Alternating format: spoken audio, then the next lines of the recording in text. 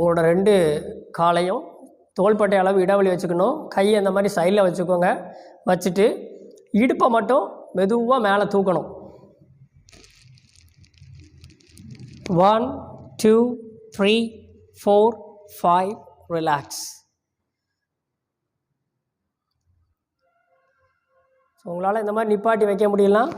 மெதுவாக மேலே தூக்குங்க. முடிஞ்ச அளவுக்கு தூக்கிட்டு உடனேனாலும் அப்படியே இறக்கிடுங்க. அப்படியே நீங்கள் இதிலே ஒரு 5 தடவை 10 தடவை செஞ்சு பார்க்கலாம்.